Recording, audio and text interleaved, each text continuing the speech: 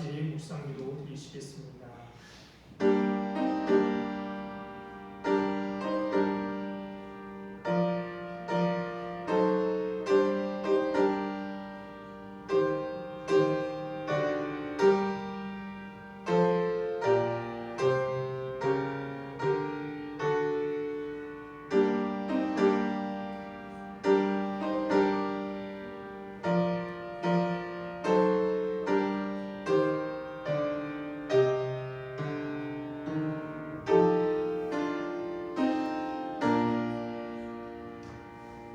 여호와의 집 우리 여호와의 성전 곧 우리 하나님의 성전들에 서 있는 너희여 여호와를 찬송하라. 여호와는 선하시며 그의 이름이 아름다우니 그의 이름을 찬양하라. 여호와께서 자기를 위하여 야곱 곧 이스라엘을 자기의 특별한 소유로 택하셨음이로다. 아멘. 우리를 특별한 소유로 택하신 하나님, 그 하나님의 은혜와 사랑을 감사하여 오늘도 주님 앞에 나와 영광과 찬송과 예배를 드립니다. 부족한 우리들이지만 우리와 함께 하셔서 우리가 드리는 예배가 하나님이 기뻐 받으시는 예배가 되도록 인도하여 주옵소서.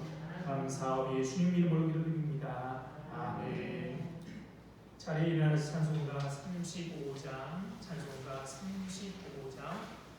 부르시겠습니다.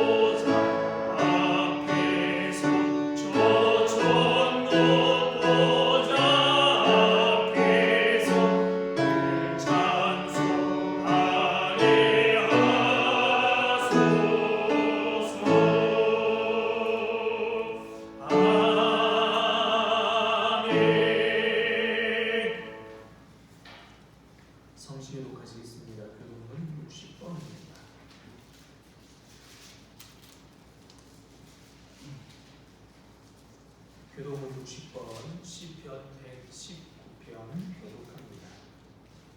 여호와여 주께서 나를 살펴보셨으므로 나를 아시나이다.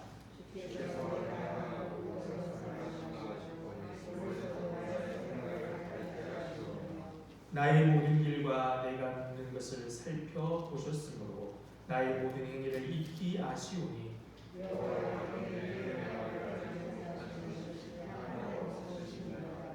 내가 주의 영을 떠나 어디로 가며 주의 앞에서 어디로 피하리이까.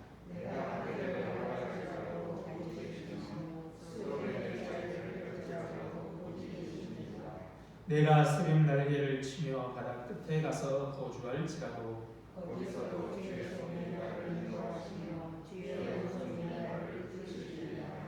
하나님이여 나를 살피사 내 마음을 아시며 나를 시험하사 내 뜻을 아옵소서. 내게 무슨 악한 일을 인정하시고 나를 영원한 길로 인도하소서. 아멘. 다 같이 사도신경 하시고 신앙 고백 하시겠습니다.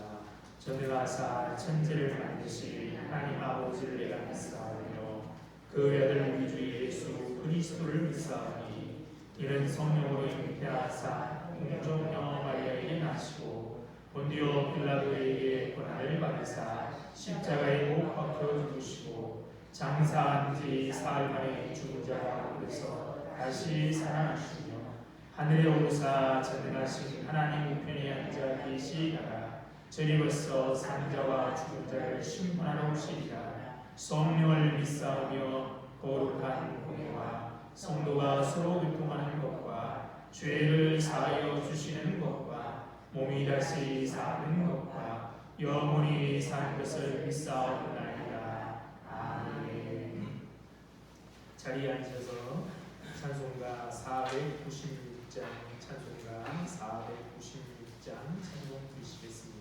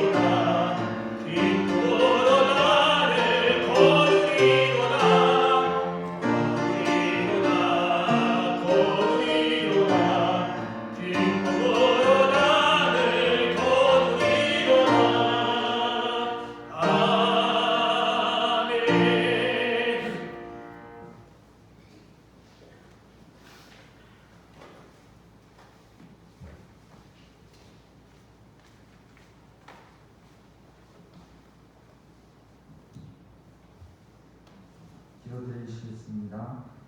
사랑이 넘쳐나신 하나님, 항상 저희의 예배를 허락하여 주시고 저희가 하나님을 찬양하게 하시니 참 감사를 드리옵니다. 우리가 우리 지어진 목적대로 살게 하시고 모두가 하나님의 뜻대로 살게 하셔서 어느 곳이든 하나님의 영광이 넘쳐나게 하여 주시옵소서. 저희의 죄를 지고 가신 예수님을 기억합니다. 우리를 너무 사랑하셔서 한없이 낮아지셨고 우리를 위해 죽으신 것을 하나님 우리가 잊지 않게 하시고 우리를 통해 이 복음을 듣지 못한 많은 이들이 하나님의 사랑과 예수님의 희생을 알게 하여 주시옵소서. 또 예수님과 같이 살게 하셔서 의에 줄이고 목마른 자는 복이 있다고 하신 것처럼 저희를 의로 배부르게 하여 주시옵소서. 그러나 저희는 약하여 하나님을 따르지 못할 때가 있습니다. 그럴 때는 언제나 저희에게 찾아오셔 주시고 넓은 아량으로 용서하여 주시옵소서. 저희가 죄를 고백하며 나올 수 있게 하여 주시옵소서. 무엇으로도 갚을 수 없는 하나님의 그 은혜와 사랑에 참 감사드립니다. 하나님, 저희 공덕교회를 위해 기도합니다. 하나님의 뜻대로 세워진 이 공덕교회를 하나님 항상 지켜봐 주시니 참 감사합니다. 코로나나 또 우리를 괴롭히는 악한 문제로 걱정이 될 때가 있어도 저희가 이렇게 나아갈 수 있는 것은 하나님의 반석 위에 세워진 교회임을 저희가 알기 때문입니다. 그 은혜를 힘입어 세상의 빛이 될 수 있는 저희 공덕교회가 되도록 하여 주시옵소서. 또 각자의 자리에서 힘써주시는 많은 성도분들을 기억하셔서 같이 기도하고 가르치고 섬기며 사랑하는 모든 일에 하나님 같이 하여 주시옵소서. 하나님께 나옴에 부족함이 없게 하시고 신앙을 공격하는 무리로부터 지켜주시옵소서. 또 각 가정의 사업이나 학업 또 여러 문제를 하나님 아시오니 같이 해결하여 주시옵소서. 이제 말씀 듣습니다. 누군가 쓰고 죽은 책이 아닌 살아계신 하나님의 말씀이오니 그 가르침이 귀하옵니다. 저희를 배우게 하여 주시옵소서. 말씀 전하시는 목사님과 함께 하셔서 모든 준비 과정과 말씀 선포까지 방해하는 것이 없게 하시고 지식과 지혜가 넘쳐나게 하여 주시옵소서. 항상 감사드리며 예수님의 이름으로 기도드립니다. 아멘.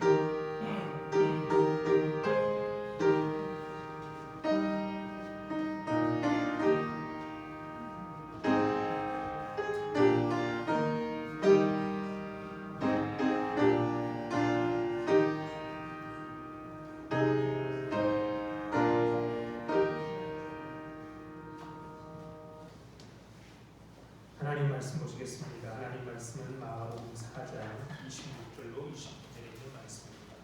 마가복음 4장 26절로 29절에 있는 말씀입니다.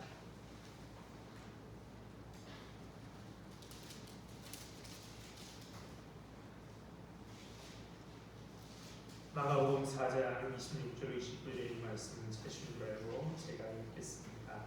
또 이르시되 하나님의 나라는 사람이 씨를 땅에 뿌린 것 같으니 그가 밤낮 자고 깨고 하는 중에 씨가 나서 자라되 어떻게 그리 되는지를 알지 못하느니라. 땅이 스스로 열매를 맺되 처음에는 싹이요 다음에는 이삭이요 그 다음에는 이삭의 충실한 곡식이라. 열매가 익으면 곧 낫을 되나니 이는 숫배가 이르렀습니다. 아멘. 주님의 은혜와 평강이 우리와 함께 하시기를 바랍니다. 우수절기는 지난주에 눈이 서해안 조금 내렸지만 서해안 쪽으로 전북이라든지 제주도에 많은 눈이 내렸습니다.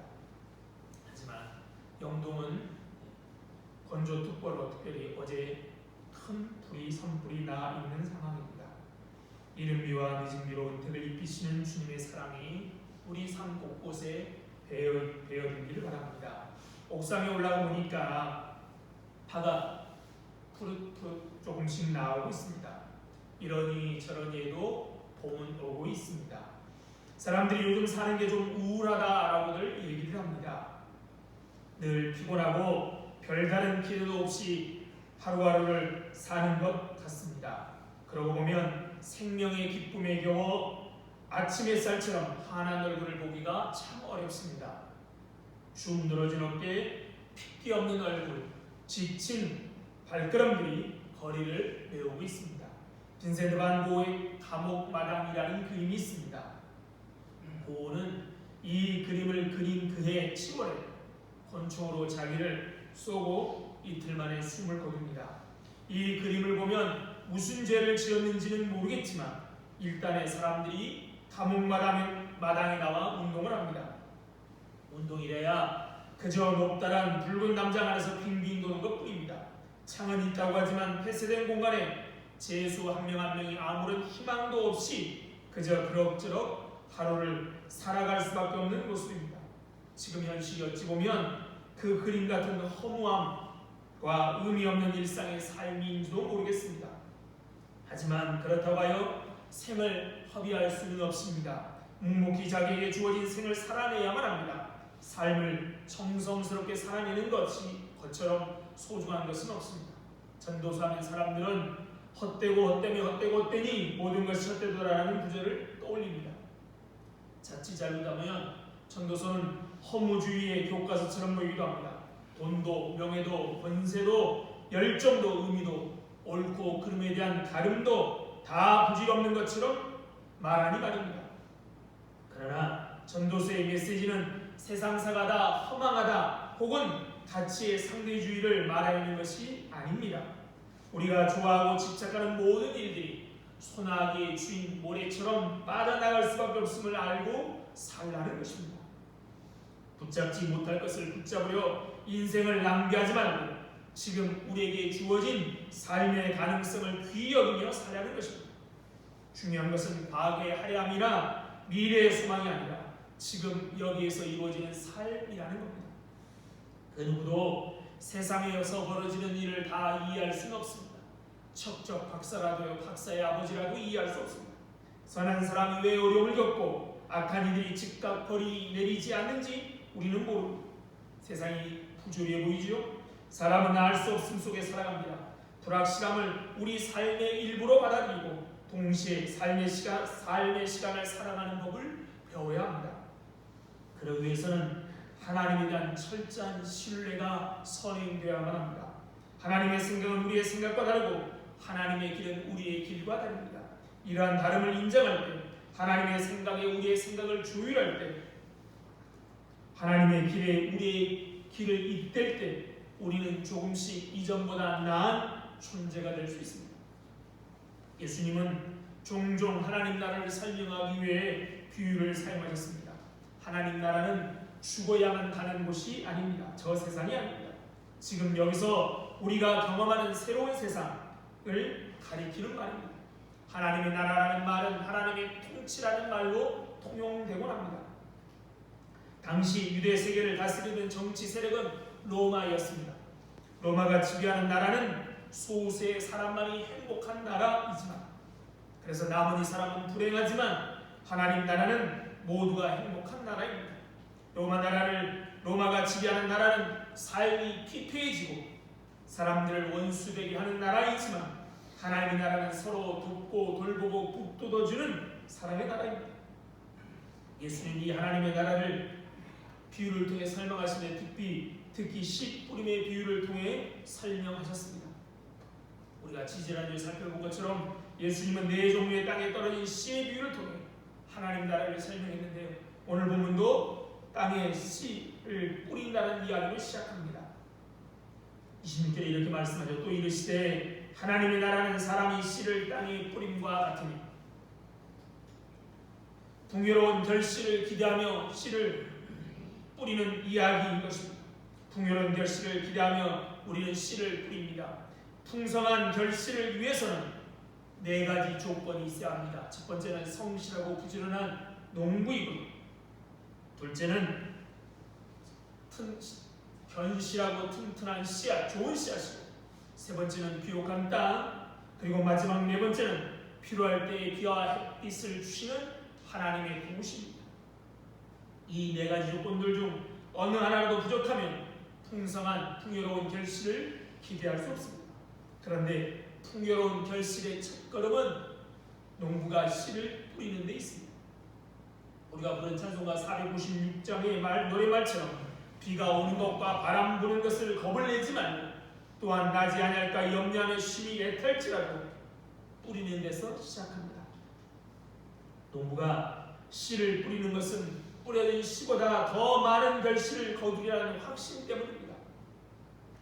그런 확신, 그런 믿음이 없다면 누가 햇볕에 그을리며 소금땀을 흘리며 씨를 뿌리겠습니까? 씨를 뿌린 농부는 매일 새벽에 일어나 밭을 살핍니다. 혹시 밤새 새들이 날아와 밭을 해치지 않았는지, 밤사이 들짐승이 밭고랑을 망가뜨리지 않았는지, 씨가 흙 밖으로 나오지 않았는지, 비가 내릴 듯하면 물고랑을 만들어주고 쓸려가지 않도록 풀을 뽑아냅니다. 농부는 정성을 다합니다. 어느 날 문득 새벽에 나가보니까 새로운 열이, 새싹이 처음 나오죠. 그것을 본 농부는 지금까지의 수고를 다 잊고 설레는 마음으로 풍성한 결실을 기대하며 설렙니다.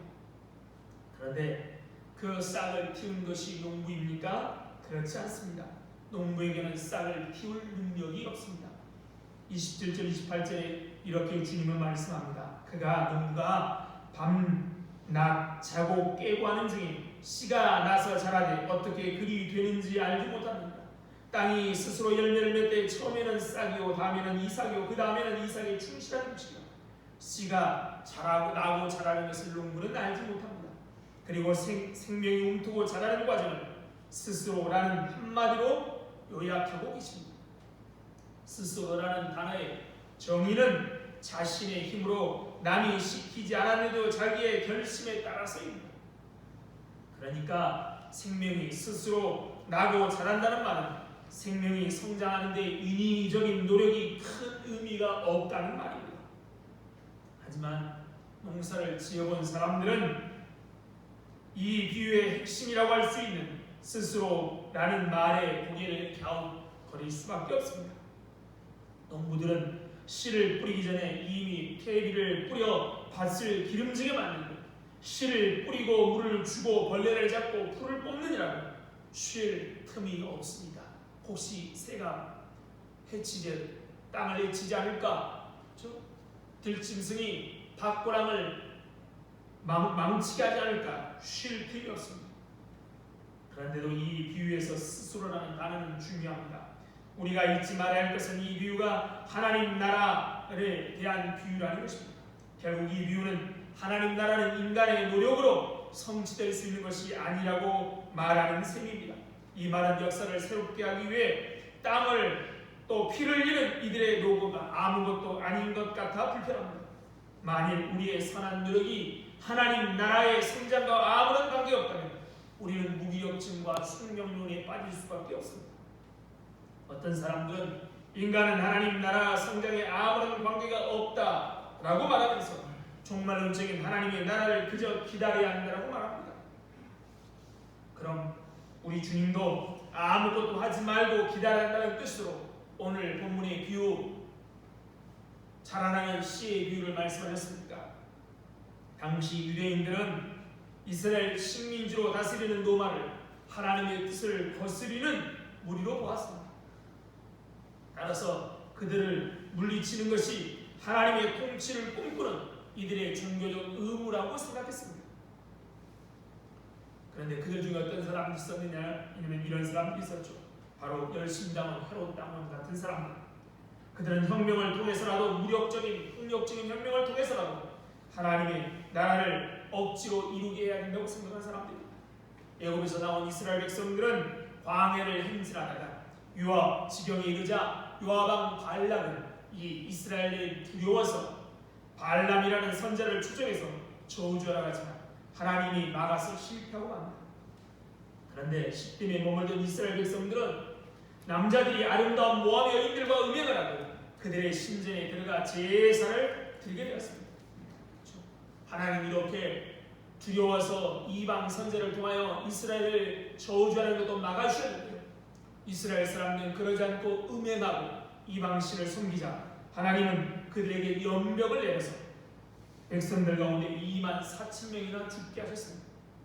이 일로 인하여 이스라엘 자손들이 슬퍼하고 있을 때 이스라엘 한 남자가 보란듯이 미디안의 한 여인과 함께 막상 장막 안으로 들어갔습니다.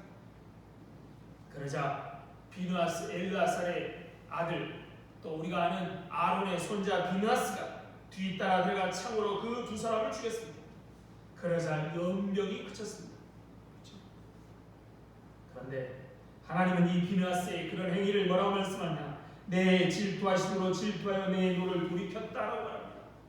하나님의 질투하심으로 비느하스가 질투하여 내가 이스라엘 백성들에게 노한 노를 그치게 하셨다는 겁니다. 더 나아가 비느하스의 그런 행위를 하나님을 위하여 질투하였다라고 말씀하십니다. 이 비느하스처럼 폭력을 사용해서라도 로마를 몰아내야 한다고 생각하는 것이 열심당한 헤롯 땅, 셀롯 땅이었습니다. 아니, 폭력 아니고는 로마를 몰아낼 방법이 없다고 생각했습니다. 그들은 그래서 조급합니다. 로마를 몰아내기 위해 조급하죠. 그러나 예수님은 눈에 보이지 않아도 역사의 배우이 역사하시는 하나님의 섭리를 보고 계십니다. 마치 땅속에 묻힌 씨앗이 스스로 자라는 것처럼 역사는 추수를 향해 나아가고 있다는 것입니다. 주님은 서두를 것도 없고 지체할 것도 없다고 말씀하시는 것입니다. 다만 하나님의 때에 맞추어 꾸준히 나아가면 된다라는 말씀입니다. 그러나 스스로 자란다는 말은 우리가 아무런 노력을 기울이지 않아도 된다는 말이 아닙니다. 땅이 스스로 열매를 맺는다라는 표현 속에 이미 비옥한 토양을 만들어 놓은 농부의 수가 전제되어 있습니다. 농부가 땅을 비옥하게 하지 않으면 어떻게 됩니까? 잡초만 무성할 뿐입니다. 농부가 땅을 돌보지 않으면요, 곡식보다 잡초가 더 많이 나옵니다. 농부가 씨를 뿌리고 나서도 물론 많은 수고를 해야 합니다. 그러나 씨를 뿌리는 자는 자고 깨고 하는 중에 씨가 자라서 그것이 어떻게 나고 자라는지 알지 못합니다. 그리고 땅이 스스로 열매를 맺습니다. 이것은 열매를 맺는 능력이 땅에 있다는 말이 아니라 농부에게 있지 않다라는 말입니다. 농부에게 씨가 나고 자라게 하는 능력이 있지 않다는 말입니다. 그 능력은 누구에게 있습니까? 하나님께 있습니다. 씨가 자라서 결실을 하는 것은 농부의 노력이나 열심과 수고에 달린 것이 아니라 농부의 역할은 씨를 뿌리는 것, 농부의 역할은 어떻게 해요? 하나님의 말씀을 순전히 전하는 것. 씨가 자라고 나고 자라는 것은 전적으로 하나님의 역사입니다. 씨앗을 싹 틔우고 자라게 하고 결실하게 하신 분은 하나님이십니다. 그렇죠? 바울이 고린도교에 뭐라고 말합니까? 나는 심었고 아볼로는 물을 주었으되 오직 하나님께서 자라게 하신다라고 말씀하지 않습니까? 우리는 도울 수 있습니다. 하지만 우리는 돕는 자이지 자라게 하는 자는 결코 아닙니다.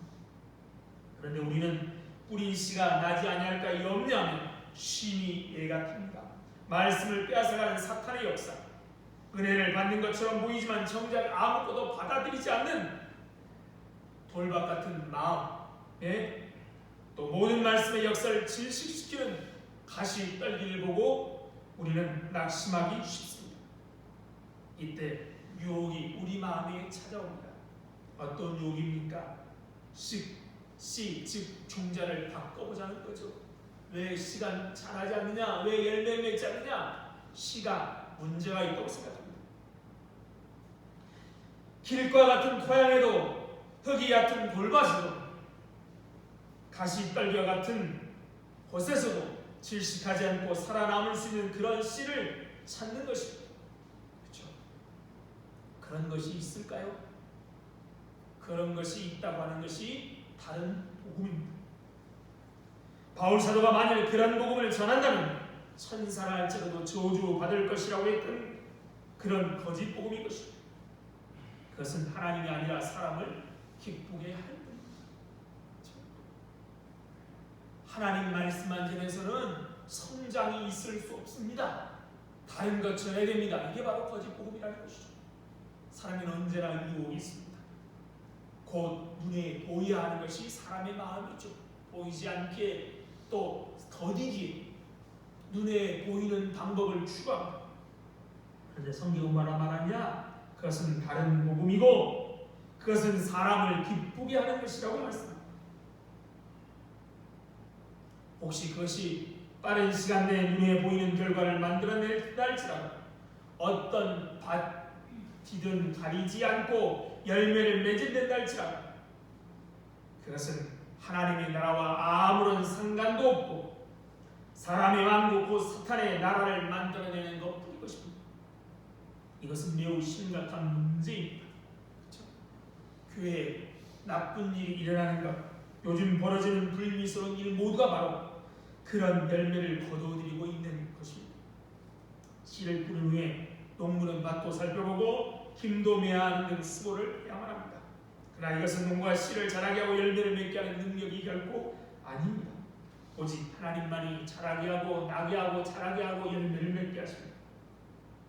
만일 하나님만이 만들어낼 수 있는 열매를 인간이 만들어내려고 생각한다면 그는 쉬지 못할 것입니다. 그런데 우리는 끊임없이 뭔가를 시도하고 성취한다고 생각합니다. 당장 결실이 보이지 않으면 씨를 바꾸려는 유혹이 있을 뿐만 아니라 하나님을 배신하고자 하는 유혹도 우리에게 있습니다. 여러분, 조장이라는 한자 아십니까? 조장하라는 동사도 있는데요, 도와서 성장시키라는 뜻입니다. 이 단어의 유래는 이 뜻과는 좀 다릅니다. 맹자에 보면 송날의 한 농부에 관한 이야기가 나옵니다. 이 농부는 자기가 심은 곡식의 싹이 빨리 자라지 않자 그 싹을 조금씩 뽑아 올렸습니다. 그리고 집으로 돌아가 가족에게 나는 오늘 싹이 빨리 자라도록 도와주었다라고 말했습니다. 그의 아들이 궁금히 여겨 그곳으로 가보니 싹이 자라기는커녕 다 말라 죽어 있던 것입니다. 맹자는 이렇게 말합니다. 조지장자 알모자야 비도 무익 이우해지. 잘 자라게 도와준다는 것이 벼에 싹을 좀 올리는 것이 이는 무익할 뿐 아니라 도리어 그것을 해치는 것이다. 그렇죠? 우리가 빨리 안 자라는 것 같아요. 조금씩 뽑아주면 빨리 자랄 것 같은데 어떻게 됩니까? 그것은 도리어 해치는 것입니다. 새가 알을 깨치고 나오는데 힘들어요. 버거워요.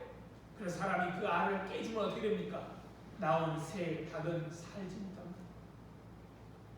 불신앙은 이렇게 기다리지 못하는 태도입니다. 홍해와 바로 군대 사이에 선 모세가 원망하고 분노하는 이스라엘 백성들이 뭐라고 말합니까? 너희는 두려워하지 말고 가만히 서서 여호와께서 오늘 너희를 위하여 행하시는 구원을 보라. 너희가 오늘 본 애굽 사람을 영원히 다시 보지 아니하리라. 여호와께서 너희를 위하여 싸우시니 너희는 가만히 있을지니라. 가만히 있으라는 요구는 하나님께서 행하시는 역사를 기다려야 하는 말입니다. 농부가 씨를 잘 뿌렸다면 그는 기다릴 줄 알아야만 합니다. 농부의 염려와 조급함이 열매를 가져오지 못합니다. 사도 바울은 뭐라고 말합니까? 우리가 소망으로 구원을 얻었음에 보이는 소망이 소망이 아니니 보는 것을 누가 바라니 만일 우리가 보지 못한 것을 바라면 참음으로 기다릴지니라. 참음으로 기다릴지니라. 소망으로 참는 것이 성경적 믿음입니다. 하나님께서 주시는 열매를 기다리지 못하면 사람이 만들어낸 거짓 열매를 거둘 뿐입니다. 오늘 비유는 우리가 뿌린 씨가 죽은 것이 아니라 그 씨가 때가 되면 귀엽고 싹이 트고 자랄 것이라고 말합니다. 그러므로 우리에게 지금 절실히 필요한 것은 조용히 하나님의 현존 안에 머무는 것입니다. 우리가 해야 할 일이 있다면 하나님이 우리 안에서 그리고 우리를 통해 일하도록 하는 것입니다. 씨 뿌린 후에 농부는 밭도 살피하고 김도 매하는 등 수고를 해야 합니다. 그러나 이것은 농부가 씨를 자라게 하고 열매를 맺게 하는 능력을 가지고 있다는 말이 결코 아닙니다. 우리가 할 일은 하나님의 계획에 동참하는 것입니다. 내가 해야 한다고 생각할 때 우리는 낙심할 수밖에 없습니다. 하지만 주도권을 하나님이 쥐고 계시다고 믿을 때 우리는 다시 일어설 수 있습니다. 사도 바울께서 뭐라고 말합니까? 우리가 선을 행하되 낙심하지 말지니 포기하지 않으면 때가 이름에 거두리라. 가끔 우리의 선한 노력이 헛되이 끝나는 것 같아 속이 상합니다. 목회자로 설교하고 가르치고 돕고 일으켜 세우고 피를 채우는 노력이 아무런 결실이 없는 것처럼 보일 때 목회자는 맥이 빠지지요. 하지만 절망은 불신앙입니다. 전한 말씀이 진리고 건넨 손길이 사랑이라면 언젠가는 그의 존재 깊은 곳에 아름다운 열매가 맺히게 될 것입니다. 그때가 언제인지 알 수 없습니다. 다만 하나님의 때라고 이야기했지요. 어릴 때 신앙생활 하다가 나이가 들면 교회를 떠난 이들이 많습니다. 그런데 인생의 먼 길을 우회하다가 마침내 어린 시절 마음에 심겨진 떨어진 하나님의 말씀이 싹이 나고 교회로 돌아오는 이들이 있습니다.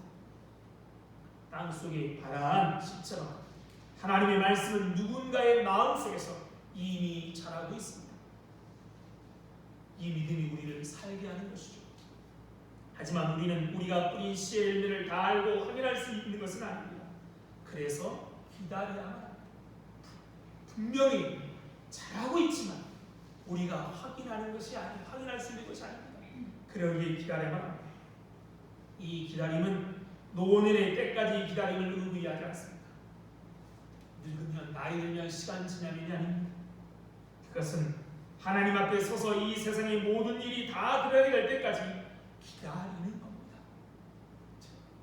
그 기다림은 언제라고 한정되어 있지 않아요.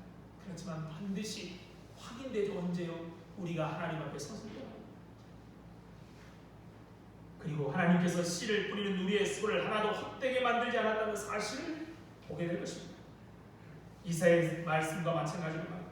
내 입에서 나가는 말도 이와 같이 헛되이 내게 돌아오지 아니하고 나의 기뻐하는 뜻을 이루며 내가 보낸 일에 형통하느냐. 하나님 입에서 나간 말은 헛되이 돌아오지 않습니다. 반드시 하나님이 기뻐하시는 뜻을 이룹니다. 뿌려진 씨는 결코 헛되지 않습니다. 수년 동안 우리의 심령 속에 뿌려진 씨는 결코 헛되지 않습니다. 잠깐일지라도 그 복음의 씨가 뿌려졌다면, 심겨졌다면 그것도 결코 헛되지 않을 것입니다.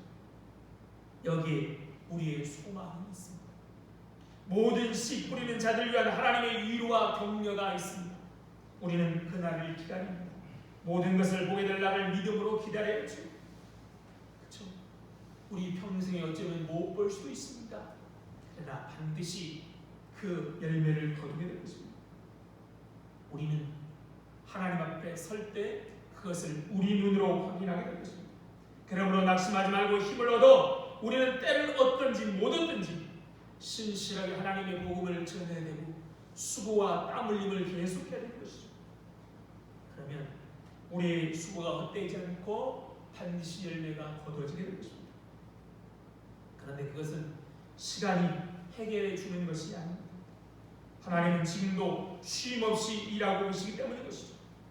왜 우리가 기다릴 수 있느냐? 왜 열매가 자라느냐? 시간이 지나면 되는 게 아니라요. 하나님이 지금도 일하고 계시기 때문입니다. 우리는 하나님의 지속적인 창조 덕분에 살아갑니다. 하나님이 계신지 안 계신지 모른다고 말하는 이들이 있지만 일찍 예수님은 뭐라고 말씀하셨습니까? 내 아버지가 일하시니 이제까지 일하시니 나도 일한다고 말씀하셨습니다. 사도 바울의 말처럼 하나님은 우리 속에 행하셔서 자기의 기쁘신 뜻을 위하여 우리에게 소원을 두고 행하시는 분이십니다. 하나님의 창조 사역을 6일 동안 마치고 저 뒷방에서 손 뒷짐지고 쉬시는 분이 아닙니다. 지금도 우리 속에 하나님의 선한 뜻을 두시고 하나님의 기쁘신 뜻을 위하여 지금도 일하고 계십니다. 그러기에 우리 안에서 착한 일을 시작하신 하나님이 그리스도 예수의 날까지 이루실 줄을 우리가 확신합니다. 그렇죠? 우리가 열심히 씨를 뿌리는데요 싹도 안 보여요. 그런데 왜 우리가 확신하냐? 착한 일을 시작하신 하나님께서 예수 그리스도의 날까지 이루실 것을 우리가 믿기 때문에 확신하기 때문인 것입니다. 거대한 빙하가 바람의 방향을 거스러 오르는 것은 밑에 흐르는 해일 때문입니다. 그렇죠? 거대한 빙하가 바람과 반대로 흘러요. 왜 그러냐? 밑에 흐르는 해일 때문입니다. 눈에 보이지는 않아도 이 해일처럼 하나님은 일하시고 생명을 자라고 주수를 향해 나아가고 있는 것입니다. 이면에 질서의 눈을 뜬 사람 그리고 그 흐름에 몸을 맡기는 사람이야말로 하나님의 사람입니다. 희망의 돛을 올려 성령의 바람을 맞이하는 것이죠. 세상 바람에 휘둘리는 것이 아니라 희망의 닷을 올리고 성령의 바람을 따라 우리가 움직이는 것. 우리 눈에 보이지 않아도 하나님의 나라의 씨가 속에서부터 자라고 있습니다. 우리의 희망은 하나님께 맞닿은 희망입니다. 스스로 자라는 하나님의 나라에 대한 믿음이 있을 때 우리는 낙심할 수 없습니다. 역사와 사역의 주도권을 하나님께 내어드리고 하나님의 인도를 받아들이십시오. 그 위에 하나님 나라의 좋은 일꾼이 되십시오. 우리가 열심히 일해야 되지만 내 마음대로가 아니라 모든 주도권을 하나님께 맡기고 내리고 주님의 뜻대로 주님의 좋은 일꾼이 되십시오. 농부들이 한 해의 농사를 준비해야 할 때 아직 2월이라 이거 하지만 이미 봄이 시작돼 입추는 지났습니다. 지금은 우수의 절기죠. 이때 우리도 하나님 밭의 일꾼답게 준비하고 결과는 하나님께 맡기니 씨를 뿌리는 주님의 일꾼들이 다 되시기를 바랍니다. 참 좋으신 하나님, 은혜와 사랑을 감사합니다. 오늘도 우리를 이렇게 부르시고 하나님의 귀한 일꾼으로 불러주셨음을 감사드립니다. 우리가 하나님의 일꾼이지만 우리에게 무슨 능력이나 우리에게 무슨 선한 것이 있겠습니까? 그럼에도 우리에게 맡기시고 또 우리가 흘린 땀방울과 수고가 우리의 기도가 헛되지 않도록 쉬지 않고 일하시는 하나님의 은혜에 감사드립니다. 그래서 언젠가는 반드시 귀한 열매로 그것도 30배, 60배, 100배의 귀한 열매를 맺게 하시는 하나님의 은혜를 알고 땀 흘리며 수고하는 분들 감사와 기쁨과 즐거움 가운데 일하는 저들 될 수 있도록 역사하옵소서. 세상은 마치 하나님이 아니 계신 것처럼 하나님이 그 어떤 일도 할 수 없는 것처럼 그렇게 세상을 만들어가고 있는 것처럼 우리에게 속삭이고 그렇게 보이지만 하나님 이 면에서 역사하시는 주님의 은혜를 볼 수 있는 믿음의 눈을 주셔서 기도하고 땀 흘리며 주의를 감당하는 자들 될 수 있도록 역사하옵소서. 아버지, 이렇게 모든 것을 포기해야 된다고 생각하는 사람들, 젊은이든 늙은이든 어리석은 생각을 하지 않도록 도와주시고 오늘 또 일하시며 하나님의 나라를 이 땅에 온전히 이뤄가시는 정의와 사랑의 나라를 만들어가시는 하나님의 은혜를 알고 포기하지 않고 도전하고 땀 흘릴 수 있는 은혜를 주셔서 세상 사람들이 얼굴에 희망과 기쁨이 넘칠 수 있도록 함께하여 주옵소서. 감사함이 예수님 이름으로 기도드립니다. 아멘. 찬송가 433장 찬송가 433장 찬송 보시면서 준비하신 만큼 드시겠습니다.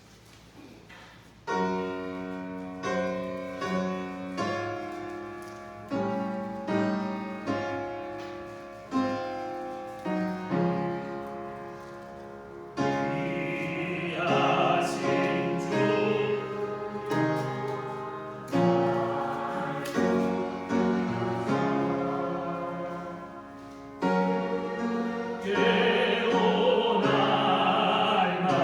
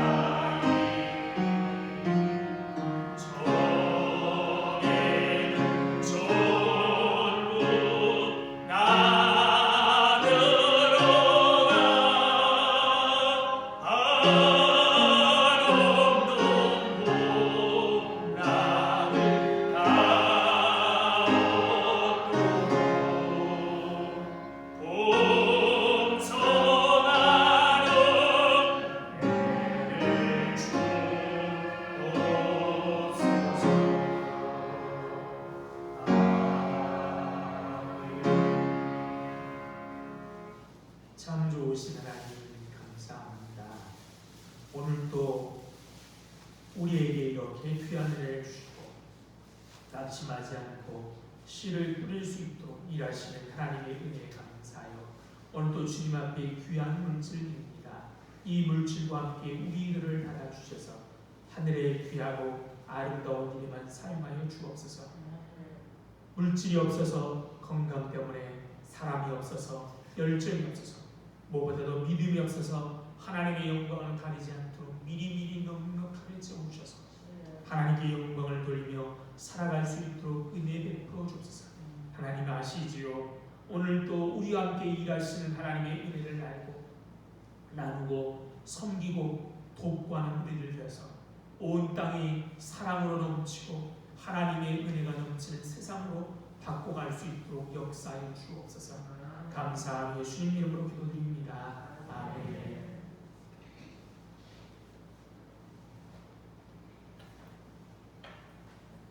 인사하시겠습니다. 반갑습니다. 사랑합니다. 축복합니다. 행복하십시오.